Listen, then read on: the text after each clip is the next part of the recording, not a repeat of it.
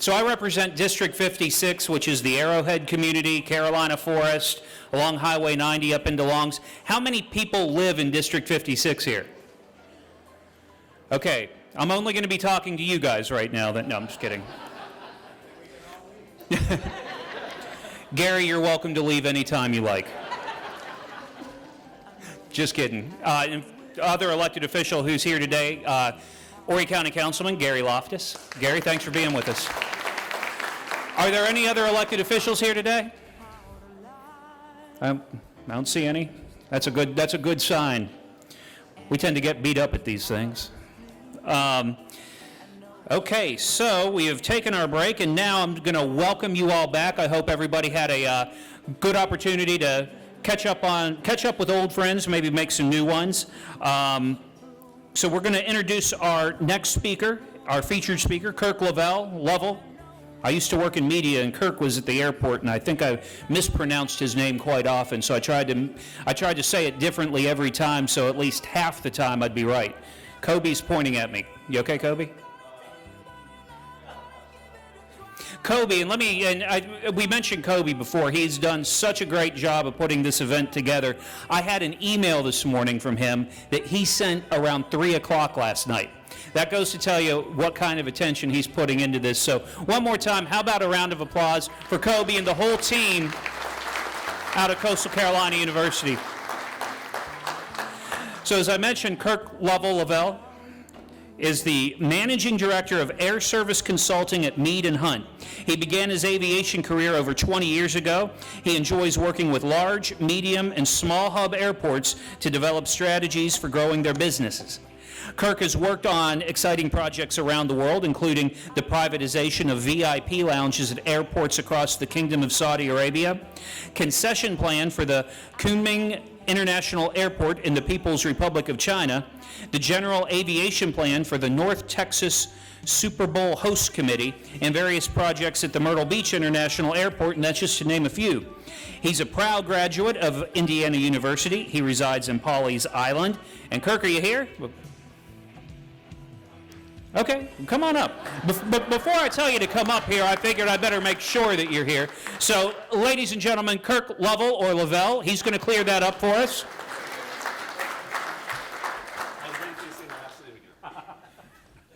Thanks. Hey, good morning, everybody. My name is Kirk Lovell. I appreciate the introduction. I was told by Barb and Ray to speed up my presentation, so I'm going to move really, really quickly. And I'm having the same problems as Rob, and I can't read if there's a forward button. Okay. Well, that's not it. Okay, that would be it. All right, I didn't mean to jump forward yet. But so Mead Hunt, we are an employee-owned company. We have 40 offices around the United States. We're in every aspect of transportation, as well as sustainability, food, and several other things. I am in air service. That is part of transportation. Just to let you know, air service and aviation is not a public utility, and I work with commercial airlines, and they are a business, and their sole purpose is to make money. So just keep that in mind when you think air service and why they go from point A to point B, or why they don't go from point A to point B. Why wouldn't you put a business in somewhere? If you can't make money there, they're not putting air service into that market. So keep that in mind. I think a lot of people are always confused about aviation and how it works. So I'm going to actually explain a little bit about aviation, the troubles, and the disparity in recovery. And I was talking to Rob about the mix of people who are here, and I don't mean to scare any of the economic development people or your real estate people, so I guess that's everyone in the room. But something needs to be done in lots of communities to save your air service. Not Myrtle Beach, not Charleston, not the coastal communities. So I'll get into that in a little bit. So this is looking at passenger traffic across the United States. Lots of success, even with 9/11, recessions, viruses, until COVID. So COVID has reset us back 40 years. Huge loss. So you can also look at seat capacity. Seat capacity follows passengers. Oh, sorry about that. So this is looking at operating profits and losses for airlines. So the airline industry really isn't that sexy. Since deregulation, it really hasn't made a lot of money until the time when airlines started to introduce the ancillary revenues. The airlines really weren't good at making money until then. Airlines would merge, and then they would keep all of the excess capacity, the supply, and the demand didn't match it. So does anyone remember flying when there was an empty seat always on every single flight? You remember that? That was great. I'd love to have those days back. Well, in 2009, 2010, that capacity was all utilized because airlines started parking aircraft. When they merged, they decided, hey, we need to push yields up. How do we push yields up? Well, we need to get rid of some of the supply. And they did that, and the planes filled up. They also figured out we need to start charging more. We need to be like a hotel who charges for amenities, or any other type of industry that would charge for amenity. They started doing that, all of them. Even ones that claim they don't charge for bags, they charge somewhere else. Their credit cards are ancillary revenues. So they're driving their revenue stream through that. And because of that, they had 10 years of record profits.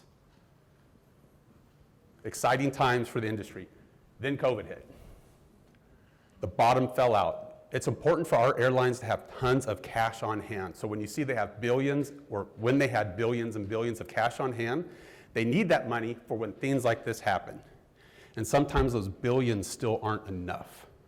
And that's where CARES Act money set in and helped out quite a few airlines. So $47 billion in losses overnight, essentially. Wiped out years and years of revenue and capital. So we hear in the news that the airline industry is coming back. Everyone hears things are recovering, things are strong, the planes are full. Well, a full plane doesn't mean profitability and doesn't mean that they're doing well. There's a lot of people who are paying prices that are below cost. And the airlines need to get revenue into the planes regardless, because they have lease payments they have to make on those aircraft. So some money is better than no money. So right now, everyone has a great deal. The fares are going to be going up because of fuel and other issues. But when you look at this isn't telling you the whole story. Again, a full plane doesn't mean profitability, and also all the supply has not come back into the industry. So the planes are full, but that's because there's a lot less flying going on. All right, so a little bit closer to home. So this is looking at seat capacity recovery. So airlines are putting capacity back. So you'll see later in the summer, the Southeast is actually above 2019 levels. Exciting, right? This is fantastic news for some markets. Okay, so I know this is a lot. I tried to highlight the North Carolina, South Carolina markets to kind of bring us a little bit closer to home. Blue is good, red is bad. The blue markets are growing. These red markets are suffering. There's more red markets than blue markets in South Carolina and North Carolina. This is a big deal. Airlines are not adding capacity back, and a lot of these markets that need air service for business and commerce. Quality of life.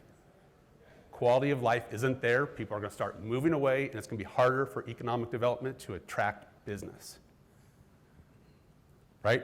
So a site selector, Sandy, a site selector comes, one of the top questions is, do you have air service? Tell me about it, right? And if you can't answer, you have nonstop service somewhere, they go on to the next market. So if you're trying to grow one of these other markets, it's just got more challenging. And I don't see it getting better anytime soon. Okay, so when things are getting better and the media is saying, the industry is expecting a full recovery, the full recovery is being driven by leisure traffic. This is from American Airlines. Business traffic is that green line. So business traffic is anyone going to a business to do work. Also, it's anyone going to a conference. It's for sales teams going to get training.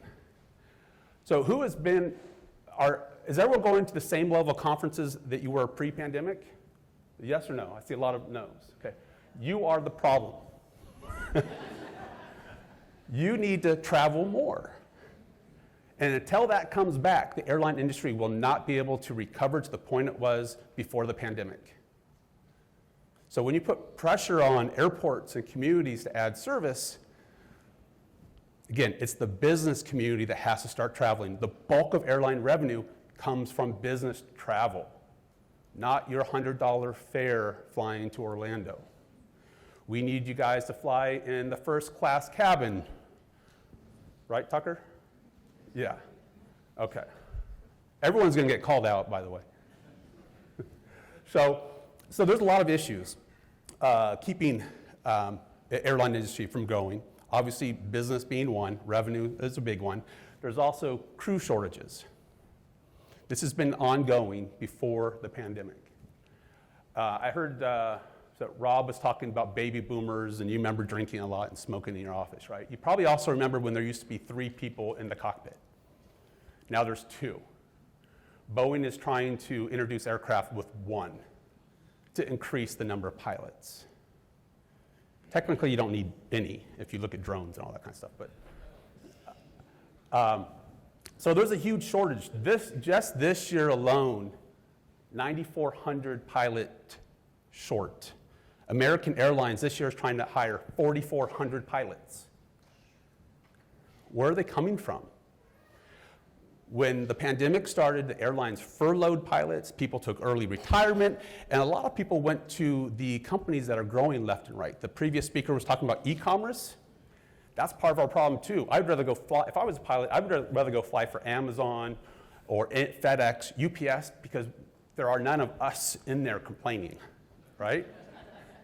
So they've gone that direction as well. Pilots aren't coming out of the military. The military is giving big bonuses to keep those pilots in the military. So the shortage is just getting worse and worse. If there's not a pilot to fly the plane, you're not getting an airplane in your market if it doesn't have a strong return.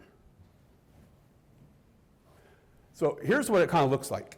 This is looking at aircraft utilization by seat type. Okay, the bottom green line is what I need you to focus on.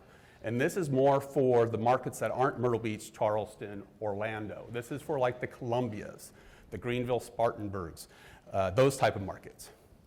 Those small planes are what business people fly on. And you need the frequency and the daily service that those offer to fly into a hub to connect you anywhere.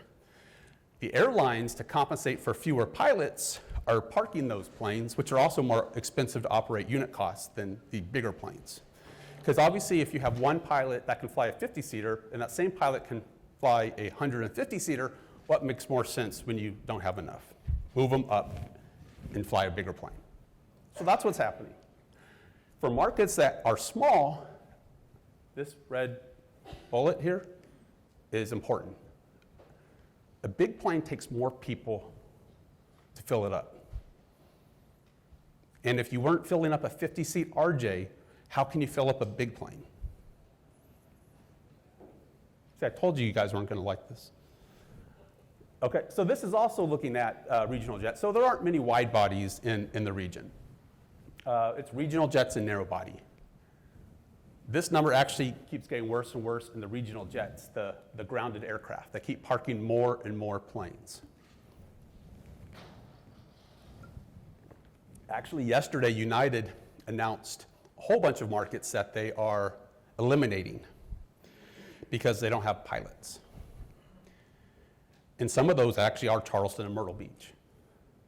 Not big hits because you have repetitive service with some other carrier. And the fares are going to be a lot less for vacationers to come here and you to go to those markets. So just to give you an idea of, airlines are looking at everything. They were looking at everything differently. There's different strategies for different carriers. American needs to be thanked. Through the entire pandemic, they were optimistic and bullish. They were trying to gain market share and also to keep people flying. They kept seats in the system. Until 2022, when the regional airlines could no longer supply the pilots that were needed to fly those 50 seats. This is Chicago O'Hare. In one schedule announcement, starting in April 2022, they cut 705,000 seats from their schedule. That impacted communities across the country. Some markets lost service altogether, And now Chicago O'Hare really does not work well as a hub and spoke airport without those flights. Because if you fly here to there and beyond that, one of those seats were taken out of the market, you can't get anywhere else. So it's mostly local traffic that has to make that market work. So we need capacity to come back, but we don't know when it's going to come back because, again, pilot issue. Now on top of that, you have fuel prices that are going through the roof. We had a little reprieve this past week, kind of flattened out, dropped, but all the economists are predicting it to spike again. Okay, a totally different strategy. This is Delta. They are very conservative, very cautious. They never put capacity back in the system. They were waiting and waiting and waiting. As you can see, the blue line, if you think of the previous slide, it showed the blue line was way up for American. Delta never scheduled anything. However, because of the crew shortages, they started pulling seats in May. This was Detroit, I believe. Detroit, they pulled 54,000 seats. Not as many as 700,000 seats, but they still pulled quite a few seats. That's also because international hasn't recovered, but international is starting to open up. But international isn't the revenue maker that it was because business isn't traveling. It's all people wanting to go on leisure. All right, so I talked about fuel. So this is the next big issue, and it's always an issue, is the fuel price. So right now, again, that's a week ago. It took a little dip. I think it's like 307 or 310 a gallon. This is for jet fuel in the Gulf region. But again, they expect it to go up and shoot up past that record high. So the difference in this, from the airline perspective, is when it hit record high, people were buying tickets 3-6 months out. So they could adjust the prices and add a surcharge to compensate for some of that spike. The problem now is the booking window. Are there hoteliers in here? Okay, so the booking window for the airlines went from 3 to 6 months to 20, 30 days. You're probably seeing that in hotels also. Really short window. So the fuel prices took off, but all the tickets were already sold. They can't compensate, so you're not going to feel this effect until summer, late summer, when the airfare is going up and they're trying to recoup this. All right, so looking at where are the growth opportunities, and this is where it becomes really, really challenging. So you can see before the pandemic, the legacy carriers, Delta, United, American, weren't really growing that much. They are by far the largest carriers, but they were growing the least. The fastest growing carriers were the ultra low cost carriers. And now there's crazy airlines that are starting up during the pandemic. But now you look at pandemic, the growth. Where do you think the best opportunities for growth are? With a company that's shrinking or a company that's growing? The companies that are growing are the ones that are flying mostly big planes, 170 to 220 seats. Breeze is a little bit different. They fly 130-something seats. They have a plane a month arriving for the next 6 years. This is the guy who started JetBlue, David Neilman. This is his new airline. He only starts airlines that succeed. Everyone else usually aren't that successful. So anyway, take a look at this. So when you think about why don't we have service from XYZ on American? Well, they're shrinking. So when you're traveling, this is for all airports and the sake of your community. You can't complain that there's service there, but it's not the carrier I want. You have to use the service you have, and if you don't use it, you're going to lose it and have nothing. All right, so we were talking about competition earlier, competing against the world. I don't remember who was saying that. So the same thing for airports. We always think, our competition is Charleston, or it's Myrtle Beach. It's localized, right? No, you're competing against all these blue dots. These are all airports in the US. There's over 400 of them you're competing with. Plus, planes can move. So you're also competing with Mexico, Canada, and everywhere else. So an airline announces an order for 20 new airplanes. Yay, rah! You're competing with everyone for those planes. Who has the best business case? Who's going to make the airline the most money? So this is probably going to bore everybody. But so The airports are supposed to act like businesses, but are handcuffed and not allowed to act like businesses. So they can do certain things with their funds, but they can do even less things than they can do with their funds. So they can't directly subsidize a carrier. They can market new service for a certain period of time. Beyond that, they can't do it. They have to do very generic advertising and say, oh, it's 500 miles to New York. Well, that's great. They can't tell you what airline it is. It takes the community actually to market and promote it. It's not that the airports are not doing it because they don't think it's a good idea. They're legally not able to. So why am I getting to this? Is because to show you how some communities are reacting to this, the negative disparity in the growth. Just to show, again, if you're looking at a community, looking at investing in a community, air service is as important as having a highway.